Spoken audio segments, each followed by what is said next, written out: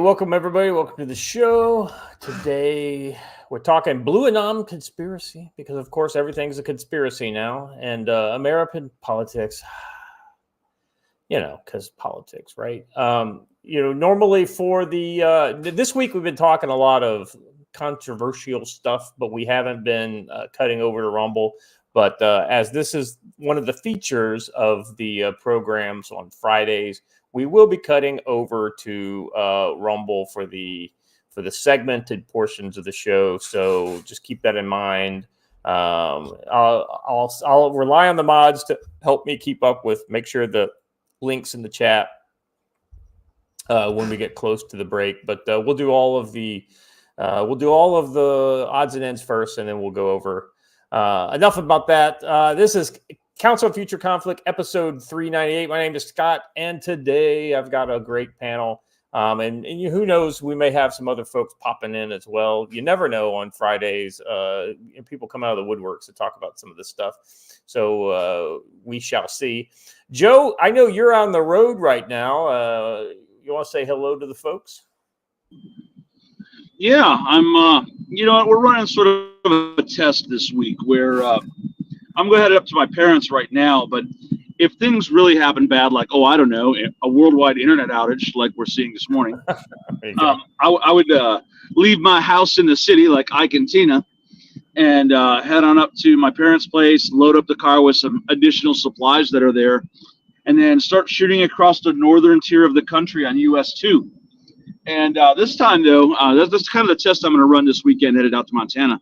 But this time, though, I'm going to meet up with some fans of the show. We're going to meet up and run a convoy across there, picking up guys along the way, extra vehicles and additional people.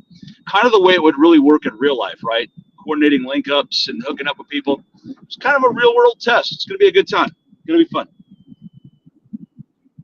Rumor has it, though, there'll also be a camping trip into the Painted Canyon stuck in the middle of that. So that's going to be kind of cool. Very cool. I'm getting pretty excited about the, just all the preparations going in.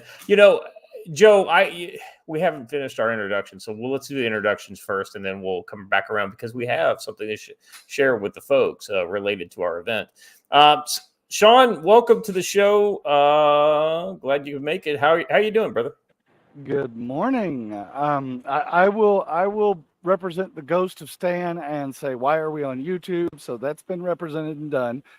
It is a fantastic morning currently here in Utah, and no federal agents have smoked any more people in Utah County today. So we're off to a pretty good start.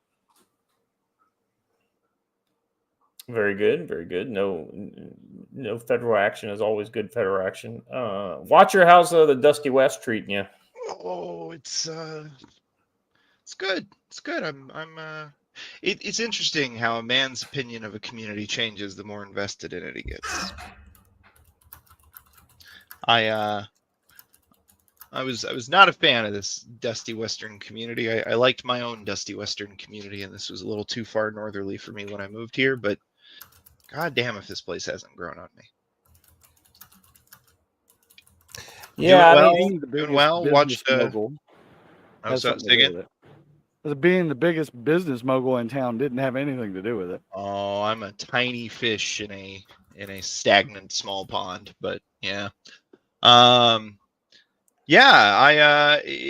We're making some moves. I don't want to announce anything officially, but I might have something kind of cool and something that viewers eventually might actually be able to even come interact with. Not just I'm just saying that we might have a good location for some future activities in the coming years. But apart from that, I'm doing well. I watched a hilarious RNC. I got my question answered as to whether we would see Hulk Hogan and Terry Bollea or Terry Bollea, and I'll leave that to that when we get to that segment. And God, I had a pretty good time yesterday on X. It's been fun. A lot of you have been asking, when does this Dark Watcher thing end? I don't think you guys get it. Watching them try to assassinate my president broke something loose. This is just who I am now. It's called sanity. His sanity has. No, I'm just kidding, Watcher. No. Yep. We all enjoy. You are much more entertaining in your games. Yeah. All right. Well, we've got a lot of fun stuff to get into the show, and I'm excited to get to it. Well, Watcher, that very top link. Go ahead and open that up because that's no. There we go. That one. Yeah, I had it ready in another screen. So, Joe, the website is finally up. It is, and I found out about it because somebody sent me a copy of their registration, and so I went and looked. And meanwhile, Brandon was from Shield Arms was texting me that it was up, and I was like, there must have been people just clicking that button. So a lot of folks told me they got registered last night. Get on there and get registered. There's a $10 discount if you register ahead of time. There's a link to Linda at Camp Ponderosa to arrange lodgings. Yeah. My car makes a swishing sound as I move because I might have libations with me for this event. It's going to be a good time. I really do encourage everyone to come on out. Not so much to see me and Scott, although that's a cool thing, and Watcher, and whoever else shows up. I think Don and everybody. I don't know. I don't even know who else coming. But more importantly, interact with each other. I've done several of these things on a smaller scale, and Scott and I did the one last year, and it's just a fantastic thing. And sitting back as the host and watching these fans who only met because of our show interact and become like family is really the best part of it and why we do it. So come on out. We would love to have you hang out, and you can check out the gorgeous part of the country that is Montana. Yeah. It's I'm really looking. This will be the first time I've ever actually been to Montana, so I'm really looking forward to it. It's looking forward to seeing all you guys that are there. Looking forward to just a lot of cool opportunities. And let's be honest, Exumbers Designs is going to be there. If Exumbers Designs is going to be there, you ought to be there. Yeah, why aren't you going to be there? That's well, right. and I do have to. I want to make a small statement because we're getting close enough. It's not quite a week. It's like a week and a half out. I will be seeing a lot of you there. I will be bringing my family. I think it is probably a good rule that any pictures that include other people in them don't include the faces online unless they explicitly say that they want to be shown online. Right? Yeah, those photos are for you only, and blackout faces and all that stuff. And maybe ask people before you take their picture. Right there, you go. I will be taking a lot of pictures. The ones that we post aren't going to include your faces in them unless we deliberately specifically ask you. So, except Natalie. No, I'm just kidding. except for the feet pics I've been demanded to tactically acquire during the weekend, but we'll see.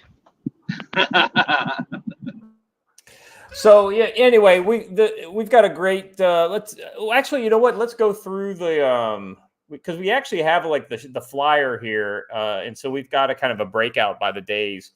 So we've got a special on Friday, August 2nd. We've got a special edition of CFC that we'll be doing out there on Friday. We'll be probably a little later in the morning on that show than what we would normally do because we're going off Montana time. But we'll be doing it, with all of us that are there kind of gathered together in one location. We got Pastor Joe Fox. He's talking about preparing for chaos. And then that evening, we've got a mixer with the CFC Shield and special guests. On Saturday, we've got a rucking gear set up. Joe's doing a morning ruck for anybody who wants to go along. We got speaker sessions, and so speakers could be anybody from guys from the CFC to, Hold on. Keep your fucking voice down.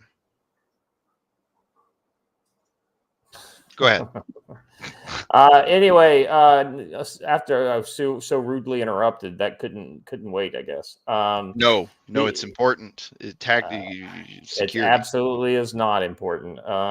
It's funny, but it's not important. All right, speaker sessions. In addition to the CFC group thing on Friday, we've got, opportunities for, like, if Watcher wants to do a talk or something like that. So there will be, kind of white space in the calendar for us to do that.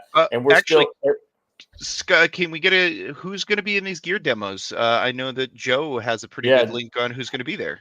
Well, I was going to get to that when we got there. So, Joe, you want to talk about some of the gear demos and who will be there lined up for that? Yeah, there's quite a few. Some of them haven't 100% confirmed yet, but there's gonna be a lot of great ones. Exumbrous Design is going to be there about how to fit and wear all the things that he makes. The guys from Mountain Partisan are going to be there talking about how to put on their gear, how to adjust it, how it works, all that stuff. I believe Wendigo Works is coming, but I'm not sure. I'll confirm with him today. There'll be who else? Vigilante Engineering is coming up with a lot of 3D printed cases for your electronics and talking about, the best way to utilize them and how they can protect your gear and optimize it. Makes a fantastic case for the Tiny SA Spectrum Analyzer and a really good knob protector for your AR-152 radios.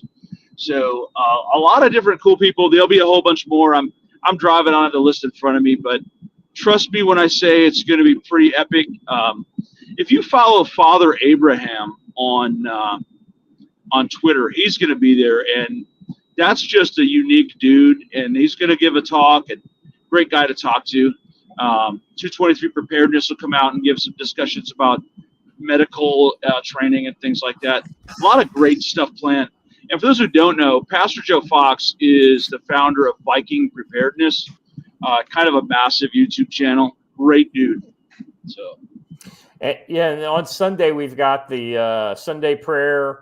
We've got vendor shows. Vendors basically they're all day. Saul Survival. You have Scott, McCullough. I don't know who that guy is. But I don't know why he put it there as Scott, McCullough, but Scott's going to talk about something. Are these two different events? Because there's no bullet. I thought you were teaching the Saw Survival event. That's why. No. Saw Survival is a channel on YouTube. Oh, okay. I get it too, because if you look at right above, it says gear provider demos, bullet, and then whiskey discussion panel. Well, and then it goes. I think somebody copy and pasted my email into something. Yeah. So what are you going to teach, Scott? So I'll be talking about some of the things that we have talked about here on the channel, but a little more of a deep cut, going back to one of the articles I wrote back in 22 when we were first kind of going through this and looking at the four things that kind of drive civil unrest in societies. And so we'll be kind of going into that. I'll talk for about 20 minutes or so, and then we'll do Q&A. And then in the Q&A, we can talk about my thing, or you can talk about whatever you guys want to ask me about. So it should be fun. Not too drunken because it is a Sunday, but not to say that Sunday evening. Oh, I take that as a challenge. No, I'm just saying. If I'm drunken, it'll be because I'm still drunk from the night before. Oh, and there are a lot of other filler activities that aren't necessarily on the schedule, and the whole time there'll be like kind of a gear fair thing going on. There's a dining hall that Linda's going to have some great food lined up, and going to be a good time. And then if you need lodging, there's a link right here to proceed for information about lodging and facilities. There is RV camping, tent camping. There's a house that can be stayed in. Obviously, they have a commercial kitchen that's available. I don't know if there's any rooms left in the house. I don't think there are. But there's definitely RV sites. And you can ask Linda, but I don't think so. Yeah. So, and there are a lot of other places you can stay in the area. So. Yes. Joe, is there any space left if somebody was close enough and could make it that they could sign up for your class that's going to take place before? There is. It is filling up, but there are still plenty of opportunities for folks to come on in and join that class. So 26th to the 28th, community security operations. I mean, I don't see any signs of potential unrest soon. or anything, right? None. You none might at want to all. know how to do this, right? So come on out. I think the last thing on this is food. Do people have to worry about packing food, guys? There should be food there on site. I heard that there's going to be food trucks. So food will be like a food ticket thing. There'll be food available for purchase there. You can bring your own food.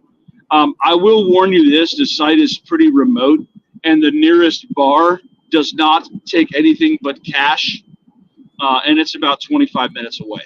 So. Yeah, I think I'm gonna take cash with me. But listen, that place that only takes cash has phenomenal food, and I highly recommend that you go there. So anyway, it's gonna be a great time. If you're a regular guest if you're a regular guy in the chat here, you're probably not hearing anything new as we talk about it, because really the big thing that comes with the website is the registration. So just, if you are coming, absolutely make sure you hit the registration and do that first, because if you just show up, you'll have to pay an additional $10. Now, it's not that we won't take your additional $10, but we would prefer for you to save the money if you can. Well, and understand this too. We're not trying to get rich with this $25. We're paying the expenses for the event, and everything remaining goes to the Northwest Montana Veterans Food Pantry. Incredibly worthy cause led by Linda and Al Erickson, whom you will all meet. Just fantastic people, trying their best to serve the veterans of Northwest Montana, and boy, just great people, and I want to help them out. Yeah, absolutely. We want to. These people have been very magnanimous with this, this kind of assemblage of motley crew that we've put together. So we want to help them if we can. So Squishy Hunter asks, probably jokingly, what about plates? Level 4 front and back. And I'm going to say seriously that actually I would personally not bring your actual ceramic plates out to this event. What I would do is bring those training weights. The only reason why I recommend wearing plates is because it makes it harder for the bear to chew through your chest cavity. Yeah. Although I've seen those things eat turtles before, so best of luck. Yeah, best of luck. All right, gentlemen, let's move on into our program, shall we? So first off, you guys know we're talking domestic stuff. So we're today on the show. So let's try to focus on the rest of the world a little bit. The whole building shook. Houthis Tel Aviv drone strike kills 1, hospitalizes 8. I was really surprised by this, as it's kind of a low and slow drone attack against Tel Aviv, which is pretty deep in the interior of Israel. Now, that being said, Israel is tiny, so there is no such thing as really deep in Israel. But that's like saying really deep in Rhode Island. Yeah, exactly right. In what could, let me just read the story here. What could spark spiraling escalations of warfare between Yemen's Houthis, Hezbollah, and the state of Israel? A large drone struck a high-rise building in central Tel Aviv overnight, killing 1 and wounding 8 more. Using social media, a Houthi spokesman indicated the group had launched a military operation that targeted Tel Aviv and occupied Palestine. Hold on a second, real quick. We got Just Me for $19.99 morning from your fans off the grid, Texas. I'm now just one of a few still kissing my generator afternoon, but I've upped my boomer cred, and I'm learning to connect TV, the cell, and can type. It typed on devices for fingers larger than a 3-year-old. Yeah, I feel you on that one. We're glad to have you back. He says in a subsequent tweet, yeah, it's good to be back. Yeah, 100%. I know how that feels. All right, back to the story. Saudi Arabia headquarters Al Arabiya reported that Houthis fired 4 drones and a ballistic missile. The missile and 3 of the drones were said to have been shot down by U.S. forces in the region. Witnesses say that of note, U.S. forces in the region, not Israeli forces. Witnesses say the 3:15 a.m. blast was so loud it was audible for miles. In video circulated on social media reportedly captured the strike. A telltale buzzing sound is heard, following by a blind flash and the sound of explosion. You got the one of the videos up? Oh, I showed that one already. I didn't have the audio on because I figured it was not great. This is the next video in the thing, which is from an aerial view. The other one was more of a security camera, and it didn't quite capture the high enough buildings because there was an overhang in the building that it was on. Okay, yeah. So this is how mission creep begins, by the way. The forces that interdicted these missiles were obviously our Red Sea forces that are committed under Prosperity Guardian. But we're now firing shots in defense of Israel in her war. That's how we start getting dragged into things. So, well, that, and also Israel is not known for being, how should we say, forgiving for these types of attacks. So I would expect for Israel to strike back directly at the Houthis, but of course, you can count on Hezbollah to find a way to make it all about them. And take advantage of this attack to do their own attacks, which then spurs Israel to continue continue their preparations to attack Hezbollah. I mean, that's just a matter of time before that happens. It says there, we found the fatality on one of the top floors of an adjacent building. He was in bed, and there was shrapnel damage everywhere in his apartment. Tel Aviv would continue to be a principal target within the range of our weapons. This is what the Houthis said. Along the Lebanese Hezbollah militia, Yemen's Houthis have been waging war on Israel and Israeli-linked cargo ships. So that explains why this is something that kind of is connected to that larger conflict. And then like I said, watch for the IDF to absolutely retaliate against the Houthis. They're not going to let this kind of stuff go stand idle by. So we've been asked a question by a good and long-standing member of chat, and actually a member of the CFC data collection team at one point. I think she still is.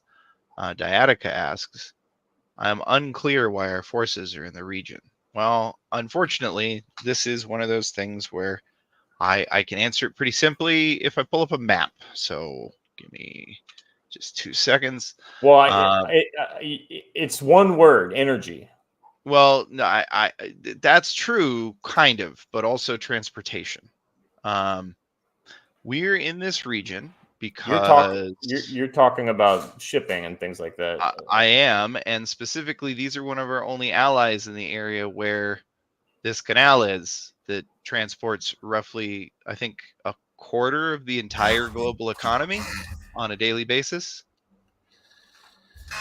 Well, I mean, they've stopped using that as much as they had been before all this stuff. They're coming around the Horn of Africa a lot now. That's true. In fairness, Egypt is also our ally, so there is that. Yeah, sure. I mean, I'm not saying the people of Egypt, think of us as their allies. I'm saying that their current government is our ally. Yeah. Facts. That is factual. We were allied with Iran until we weren't. So anyway, this is ultimately we are there to make sure that the global supply of energy is unimpeded. And why is that? Because we don't really get a lot of oil from that region for the U.S. And the reason why is because the rest of the economy of the world does. And they want to keep the price of energy cheaper, right? Because expensive energy is bad for everybody. Well, and listen, here's the other half of this equation: why they want to keep the Suez open and why they want the energy coming from there. Because hey, if we were to make it harder to get oil out of the Middle East to Europe, where would Europe get its oil from? I mean, I don't know, but Russia. They speak Russian. They sure do. Well, by the way, they still get their oil from there. Well, they Right. still get some of it, but this would increase the demand for that exponentially to the point where they'd be willing to pay a lot more than the Indians are. Well, just the cost of oil would go up. So this wasn't a planned segue, but can you guys hear me? Yeah, we got you. All right, so this goes to a point that Matt, NC Scout, and I make all the time in class. Our inability with the highest tech naval assets in the region to actually impact or degrade in any way, shape, or form the Houthis is proof that low tech beats high tech every single day, and you should learn how to defeat high tech by being low tech.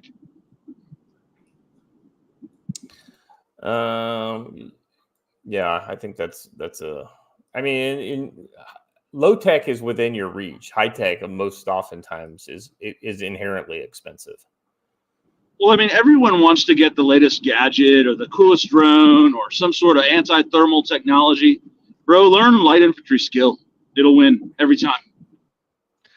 So very true. So I just want to make sure I cap off that question Diatica had just real quick. So like we were saying, though, like if you compare who our other, quote, allies in the region are, Israel becomes a very inviting ally, actually, despite all the other issues that we have with them. And then lastly, I don't know what this is, but it was the final video in the feed, and it's cool. Yeah, that's, if I remember correctly from reading it earlier, that's Israel going against Houthi targets, if I remember correctly.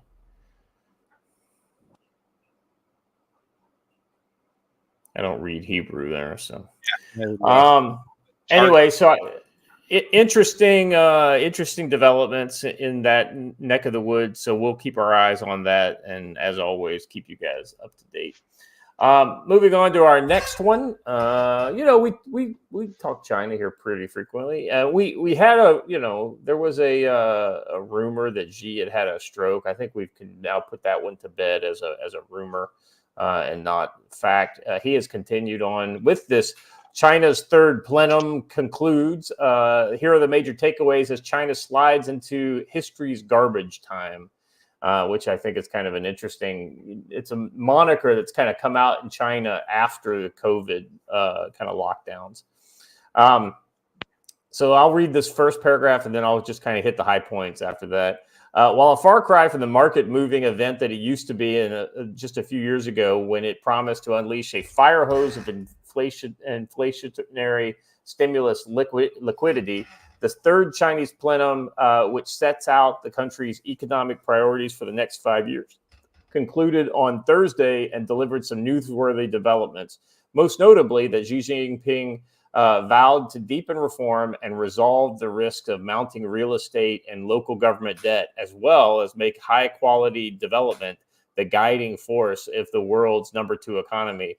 Showing few initial signs that the top leadership is preparing to unleash major steps to boost demand or arrest the property slump, which is precisely why the market, long ago addicted to Chinese fiscal fire hose, completely ignored it.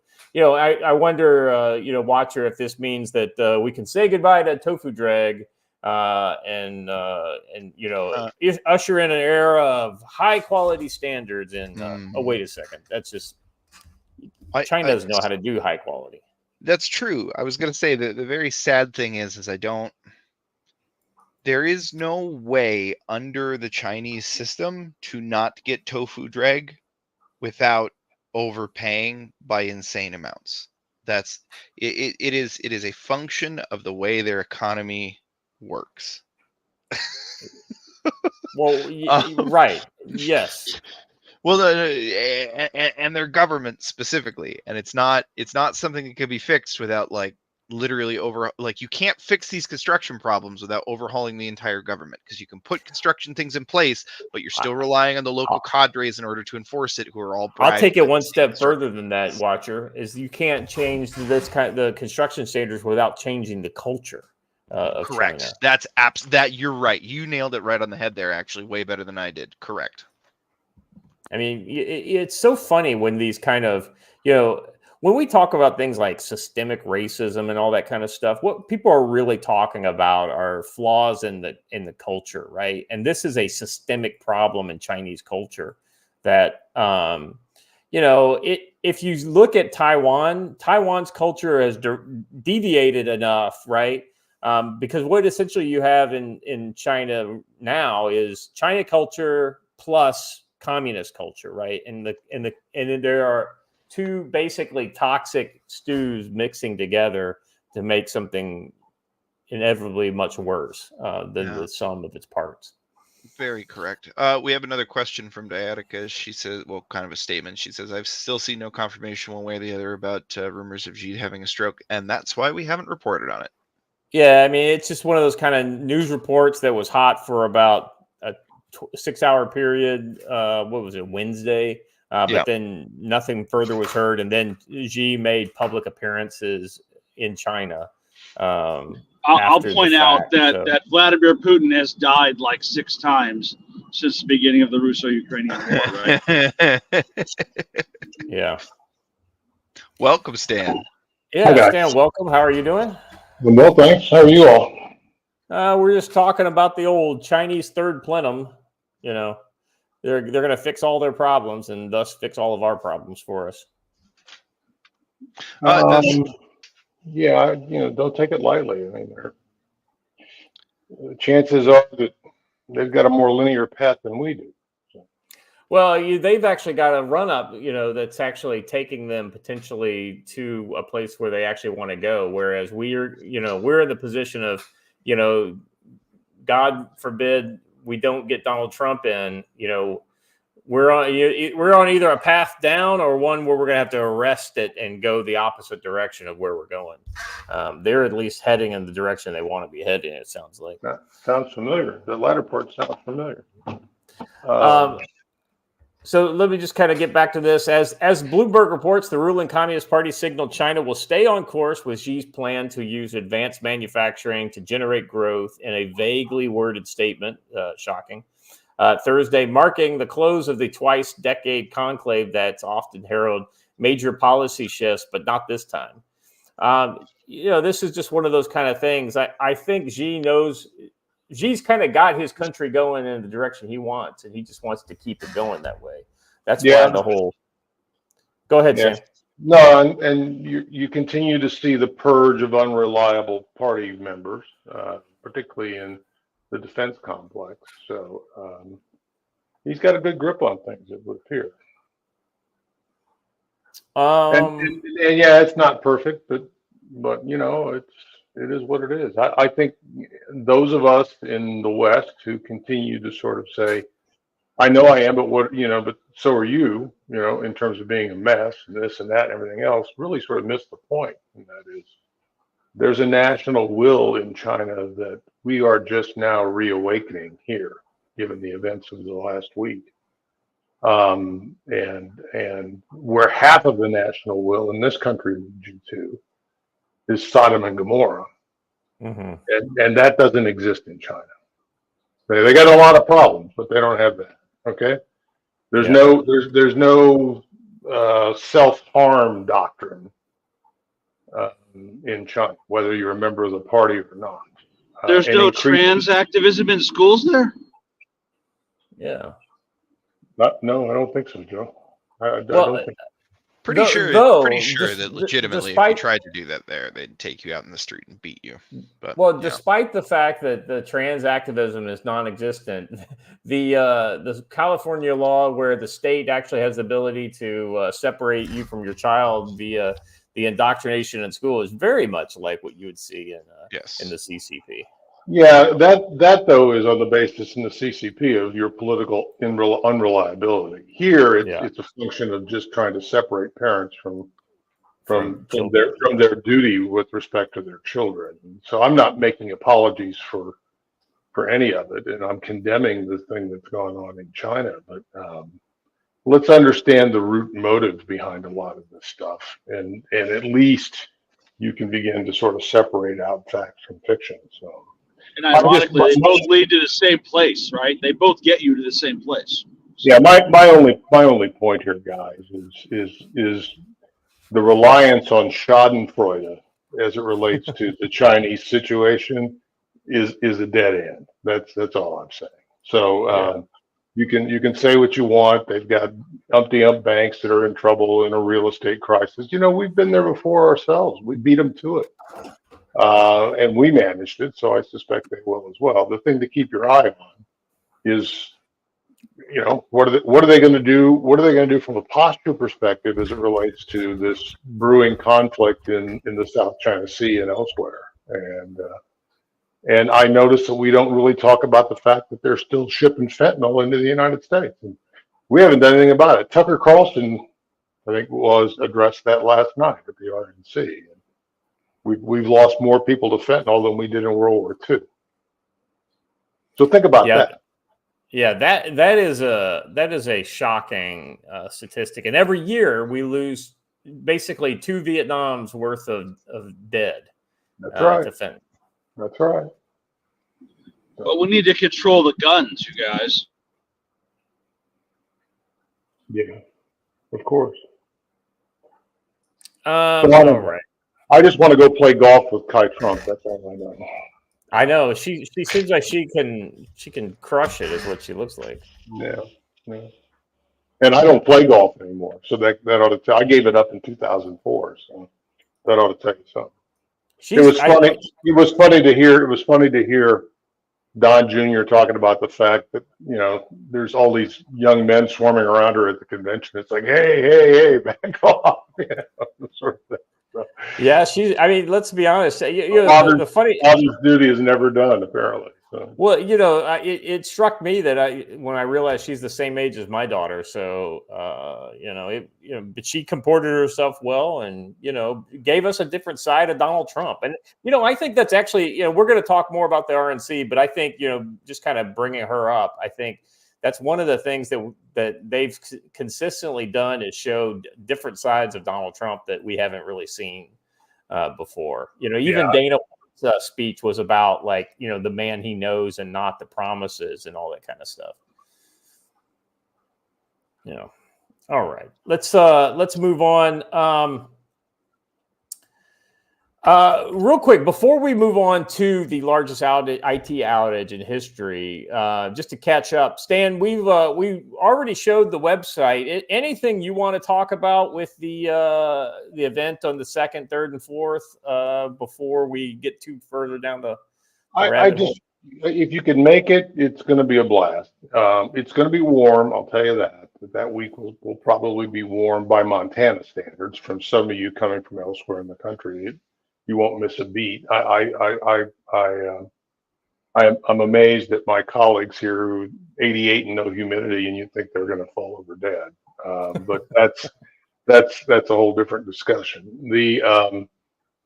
Look, I think we hope to make this the first of a series of yearly events. It's come together, I think, reasonably well. And I think it will be better in 2 weeks when we're really underway. So if you have the faintest amount of interest in CFC or learning more about SHIELD or seeing Pastor Joe Fox or hiking around the Rocky Mountains, or not the Rocky, but the Swan Mountains with Joe Dilio with a 40-pound rucksack, you ought to get out here. That's all I'm saying. And you're not going to find a better venue to sort of go out and have some fun outdoors and share thoughts with like-minded people. It's going to be I think it's going to be fun. So. And we've got several folks in the chat right now that are going to be making it. So we appreciate you guys, and we'll save a seat for you if you think you might want to come. But if you can't make it this year, then just. Well, I think, Stan, let's hopefully have for the audience, if we're able to make a plan for dates for next year, I think that might be a good first step coming out of this year's event. Hopefully we can announce that and essentially get the website up and running, much quicker and have that open, once it's up, I don't think that's a problem. So now that it's up for good. We just have to update it now. So we're looking forward to So the first of many of these events, and that doesn't mean this will have to be the only one. I mean, if you're down in Florida or something like that, and Montana's a stretch for you, we'll look for other. Yeah, we'll look for other opportunities. Maybe we'll find someplace warm in the winter that we can do an event. We know some people down in the southern parts of the U.S. that'd be happy to have a bunch of snowbirds come down and warm ourselves. All right, let's go into our final odds and ends. Now, I got a couple links on this one, but this I don't know. This kind of happened overnight, guys, for you. I don't know if you guys are all tracking this. I became aware of it about 6 hours ago. Largest IT outage in history sparks disruptions worldwide. Early Friday, a global IT outage caused by an issue with the cybersecurity firm CrowdStrike disrupted flights, banks, retailers, stock exchanges, 911 call centers, and media outlets. Experts say this could be one of the largest IT outages in modern history. Bloomberg reported CrowdStrike warned customers that its Falcon sensor threat monitoring product was the source of the chaos. So let me get this straight. What's the difference between a malfunctioning, security product and an actual virus that shuts down massive parts of the internet? They seem to be pretty much the same thing. You're assuming it's a malfunction. Right, exactly. Right. I that's kind of where I was leading that one. So let's not forget what CrowdStrike has, what their past is like, right? Right. It says this causes Microsoft Windows operating system to crash. There's no mention of what triggered the issue, and there are reports of disruptions with Microsoft Azure Cloud and the 365 Office software. We're aware of an issue affecting Windows devices due to an update from a third-party software platform, Microsoft said in a statement, adding, "We anticipate a resolution is forthcoming." And the irony is what I've seen is like, so here we go. This is the problem. Here are the steps. You fix it. See ya. Which is something that's kind of there is a fix out there, and I've spent my morning emailing and texting it out to various clients. It's like a 5-step fix. It's not that hard. But I would just check to see if you have a CrowdStrike folder on your computer, and if you don't worry about it. Real quick, guys, have you guys seen any impacts or clearly you're all over it, Joe. Stan, what about you? Haven't seen anything, but it's Yeah. The biggest thing I saw this morning, though, is I live at the end of the runway at Wayne County International Airport, and there are no planes landing. So yeah. Well, Watcher, if you could bring up the, I think it's the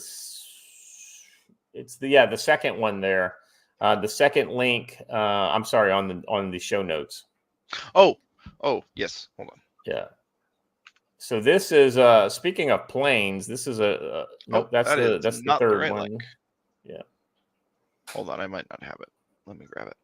Yeah, that wasn't there before. Cool. Oh, I remember because his page was down.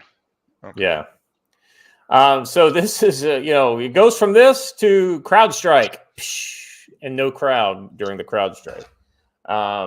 So it's clearly had a massive effect on airline operations. It'll be interesting to see how long it takes for them to really kind of get that.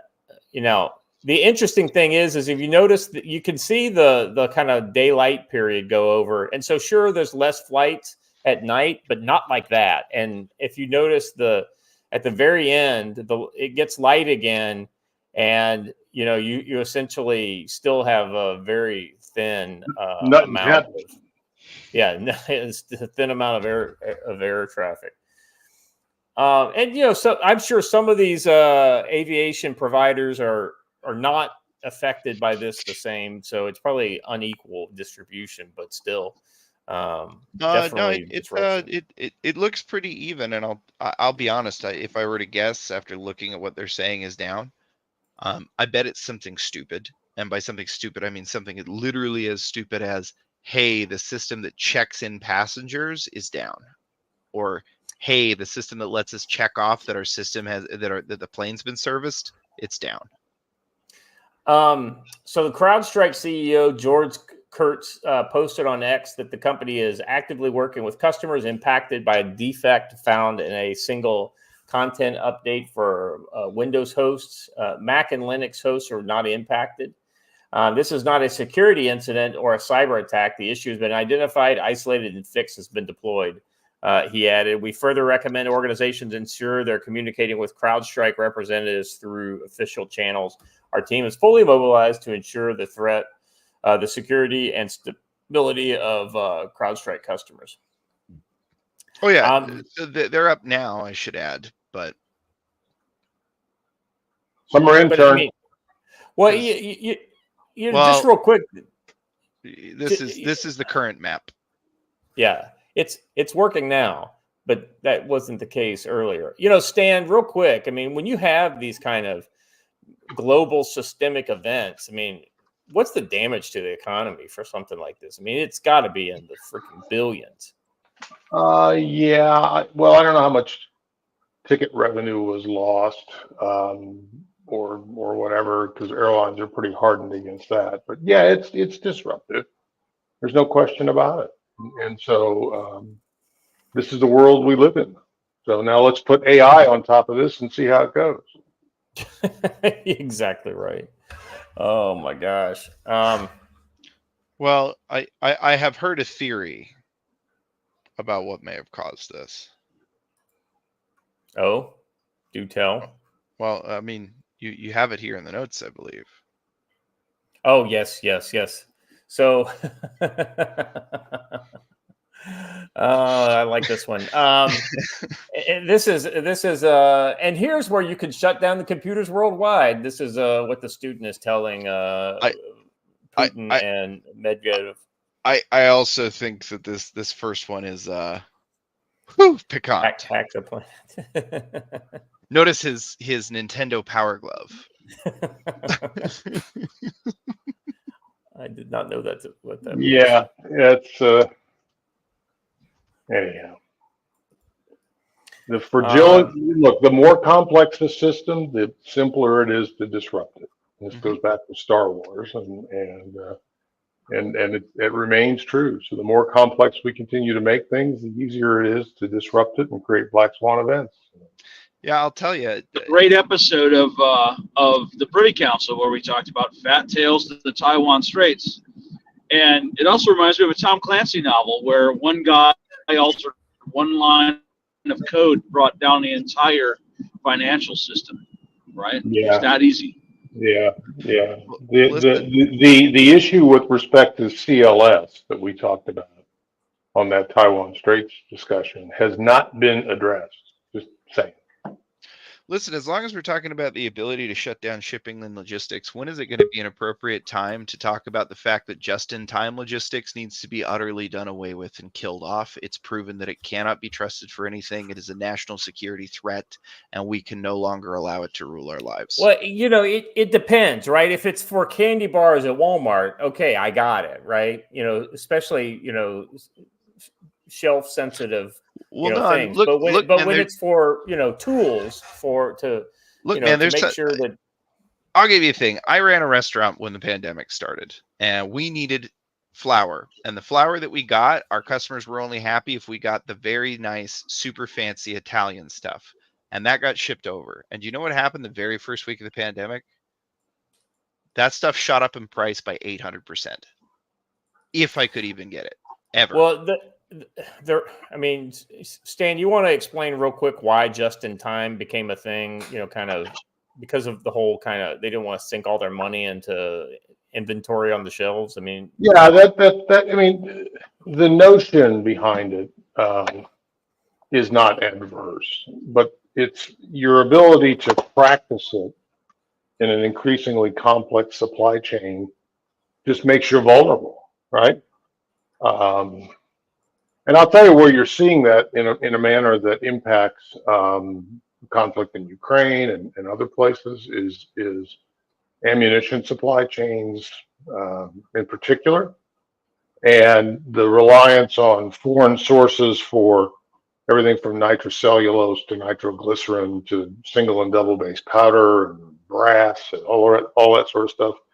When the shit goes down, you gotta have supply chains that you can rely on, that you can manage, and that you can protect. And in some ways, the shit's been going down since, at least 9/11. And what we're seeing is people have finally woken up that says, hey, my reliance on a state-owned enterprise in Xinjiang province and slave labor to produce stuff that I need to make the widgets I make may not be all that wise, right? And there may be disruptions there that have multiple sorts of origins in terms of their intended impact. So onshoring is a thing. I don't think it's happening fast enough. But if Trump gets elected, it'll probably happen faster. And that's probably a good thing. Yeah, the other thing that I've been, I think the key thing is there are certain items it's important to do away with just-in-time inventory on, and have onshoring based on national security priorities. I don't know if Snickers bars are a national security priority. I don't know. Maybe they are. It's look. You could say Snickers bars, but the fact is that anything that goes into almost everything that goes into a Snickers bar is found in almost every other part of our food chain, and it's all food processing. And food processing itself, although the Snickers bars and dumb bullshit like that might not be necessary for people to survive, the rest of it is. And it's also people's jobs. It's also I don't disagree with you. Thousands of people's jobs. Well, so let's just apply it to the food chain for a minute, okay? We've spent a good portion of the summer watching poultry production places either blow up or go up in flames, right? And prior to that, there was whatever the last thing was prior to that, and you'll see something else. Wait a minute. Why do I have a text message from Secret Service Director Kimberly Cheadle? Whoa. Does she want to know where you took her Cheetos? Oh, no. I'm sorry. This is some politician. This is Marcia Blackburn sending me this as though she sent that to Marcia. Gotcha. and basically asking for money. Sorry, Marcia. Marcia. Get out of here. The point is that so first secure your food chain. I mean, the eggs I had for breakfast this morning came from not our backyard, but from the Shield company farm, basically. Yep. Okay. And the beef that we had last night was beef that we selected in the region and had it processed locally and all that sort of stuff. And I know that sounds, if you got two kids and you're raising them in an apartment in downtown Detroit, that sounds pretty hard to do. And I get that. But the point is that you need to be thinking about your supply chain first and let CEOs and boards of directors who get paid multiple millions of dollars figure out what they're doing on their supply chains for themselves. Yeah. But, think about what you do if, let's say that this CrowdStrike thing was not an accident, but malfeasance, okay? And let's say it takes the grid down or the grid where you live down or something else along those lines. You just gotta, unfortunately, you're in a world where you have to have contingency plans. You have to have options, plan B, plan C, plan D. And the notion that we're trying to understand how to divert power from the Hungry Horse hydroelectric dam away from the Bonneville Power Authority for local consumption, there's no validity to that at all. Scurrilous lies and rumors. Scurrilous lie. Well, but this goes back to, right? Like, if that's something that's important to us as consumers of products, right? Then maybe we, bite the bullet and pay for a higher cost product that's made from a more resilient supply chain than somebody who's relying on. It could be as simple as buy a big freaking freezer and fill it, right? and then buy a generator, and just incremental sort of things that you do. So. I want to catch up on super chats over on Rumble. UCO Steve for $5 says, between now and the inauguration, I think these hotspots are going to do all they can to grow more intense. I think you're talking about things like the Houthis and all that kind of stuff. I don't disagree with you. Yeah, I think you're right. I think a lot of people are going to get very scared as Donald Trump continues to strengthen his position going into the election. You basically have four plus months to get what they can get and get out before Trump potentially takes over. There's a reason why they played Nessun Dorma at the end of the RNC last night. Which in Italian means no one sleeps, right? We'll get into that later. Yeah, that's actually a very interesting point that we talked about before the show started. So I'm looking forward to getting your take on it. Penis Chase Helicopter Tours for $2 says, has anyone heard Whitney Webb talk about what Palantir's been up to? Explain the establishment shift in tech to the right. I think I'll be honest with you. I think that the people with the money are not making money off of all of this DEI, RevCom bullshit that's been shoved down their throat, and they're ready to make real money, the way they want to make it. They may be generally liberal, but they're not revolutionary communists. VCs are the exact opposite. They may be oligarchs, they may be globalists, but they're not revolutionary communists. I mean, if only I knew somebody who had insight into the whole, kind of world of private capital. Joe? I don't. Yeah, I know. Is Jim Joe with us still? Or... Yeah. Well, I was thinking. I just want to make sure you were still there, Joe. I hadn't heard from you in a while. I am. I taught Jim everything he knows, so if I'm not telling you, he's not telling. Speaking of which, if you have any time in the near future, Stan, I'd like to have a brief chat with you about some dumb personal thing that I'm trying to do. Sure. Hey, so Stan, I excel at dumb personal things. Yeah, I want to know the size of the cliff I'm about to jump off of, basically. But yeah. All right. Yes. Offline. We'll take that one offline. All right. Hey, Stan, real quick. I am kind of curious any insight you've got into this idea of, why we're starting to see a little bit of attack to the right on some of some of these guys were always kind of to the right. They're just kind of now able to come out a little more publicly, but you've got some other guys who have not always been supporting, conservative politicians who are now kind of coming out. What's your take on that? Well, some of it is like, as you say, and Peter Thiel's always been pretty conservative. And it's amazing to me if you go back and look at where these people have all gone. But you could make the argument that PayPal was the greatest entrepreneurial generator of wealth in the last 100 years. And that more than Amazon, more than anything else, that the people who were at PayPal have gone on to do more in technology and created more wealth and more companies and whatever else than almost any group of people since maybe Alexander Graham Bell and the folks that built out the first telephone network or what have you. It's Max, what's his name, Levchin, Elon, Peter Thiel, David Sachs. I can keep going. It's an amazing. There ought to be a book written about the PayPal mafia and what they've done.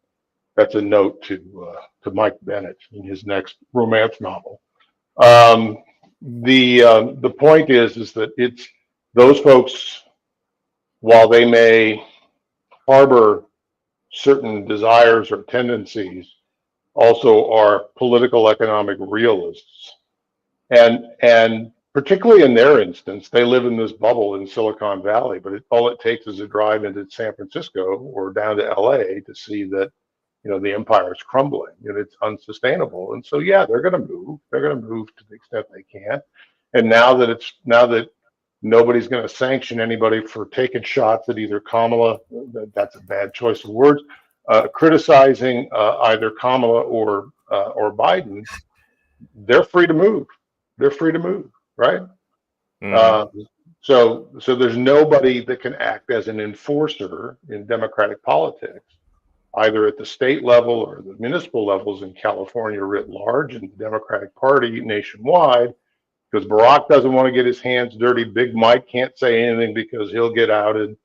Schumer's an idiot and everybody knows it. Pelosi's 84 years old and drunk half the day. I can keep going on this as well. The point is, they're going to lose. They can read the tea leaves, and on a down ballot basis alone, the House and Senate the House is going to expand its majority and the Senate is going to flip. And so these business people are business people for a reason, and they're going to make the move that they think benefits them in the next 4 to 8 years. I just think that they don't know what they're going to reckon with JD Vance. I think he's a new thing in the system. And there's a reason why Trump picked him, because he's the closest thing to Trump from a policy perspective. And God forbid if Trump goes down some point before or after the election, your successor is already there. And compare and contrast that to the cynical choice of Kamala Harris as the vice president by Biden or somebody that controls Biden. Right. And you can see the difference between being serious about your job and just being manipulative. So I don't think Kamala's going to take your comments laying down. But a boom. I think experienced in that. So I'd like an informal poll in the chat. Hulk Hogan and his performance, good or bad or silly or entertaining or what? So, well, let's do that. Because Europeans are losing their minds. They have no way to understand it. I do have to say I asked this question beforehand while we're polling the chat so we can give him time. I guess I'll fill.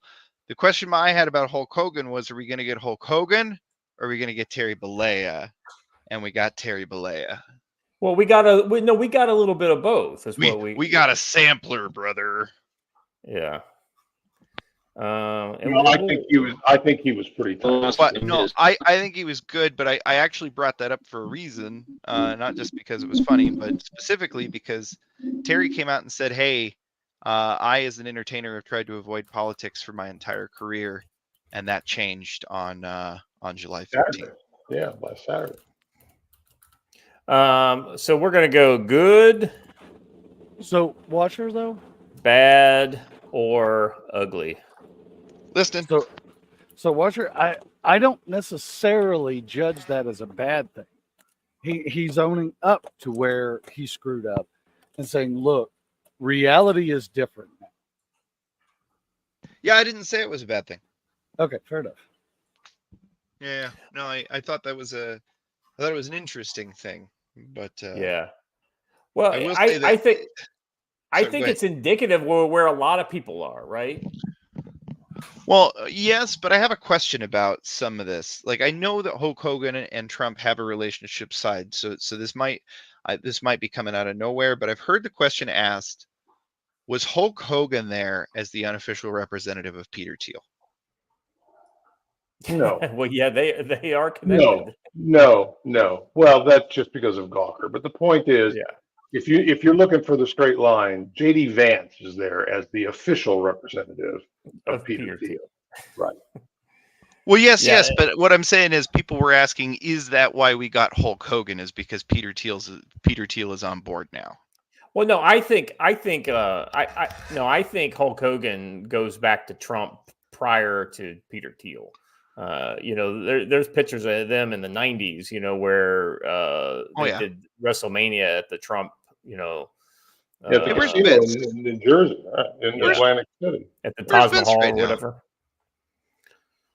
Oh, who knows? But I know that Linda Linda McMahon spoke yesterday as well. I think. Well, wait, I'll tell you. Vince is off counting Dana White's money. That's what Vince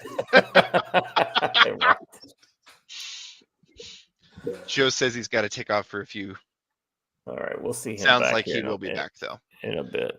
So right now, 79% of you guys think that the Hulk Hogan was good at the.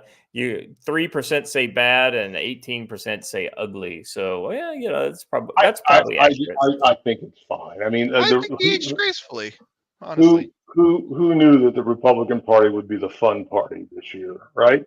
Because if you juxtapose that with the food fight that Chicago is setting up to be, that's going to be WrestleMania. Oh my God, that's going to be backstabbing Machiavellian politics at its finest. I mean, when people come out to give a speech at the DNC this year, they need to do the "We who are about to die salute you" sort of thing. They need to be checking like over their shoulders, making sure nobody's coming up behind them on stage. As long as we're here, we already commented on it. But Stan, what did you think of the choice in closing music number? I thought it was ideal. So two things. It was a very subtle sort of message to everybody in the deep state.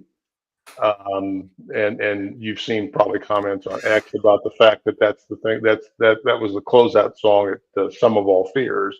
Yeah, when all of the traitors got schwacked. I think Trump threw down a message to everybody in the FBI, the DOJ, the Secret Service, the whatever.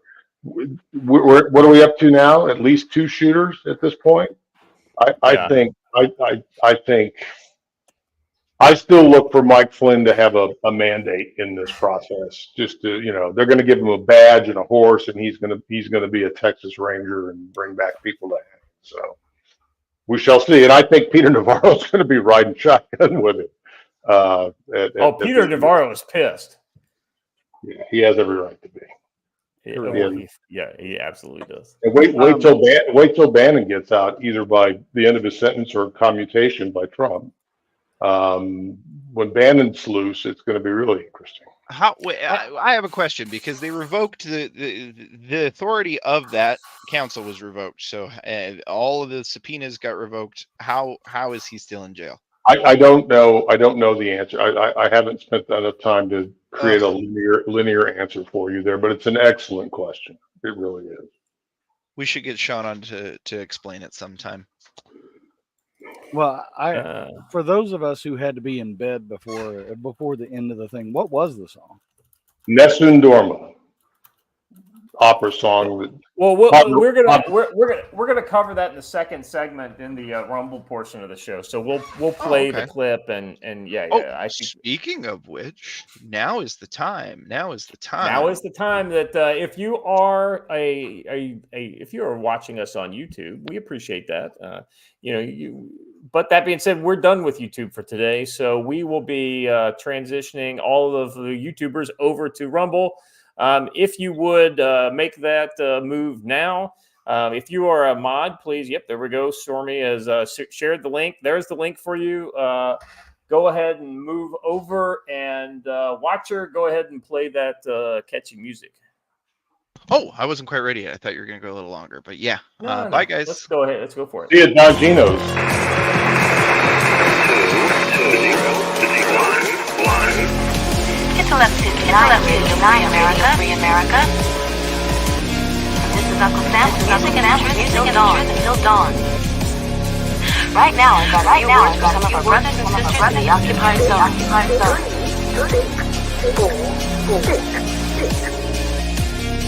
The chair is against the wall. The chair is against the wall.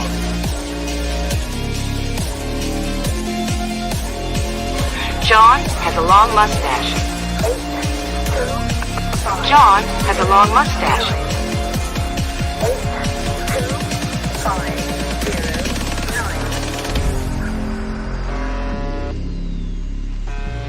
It's 12 o'clock, Americans, another day closer to victory. And for all of you out there on or behind the lines, this is your song. 2, 1. All right, so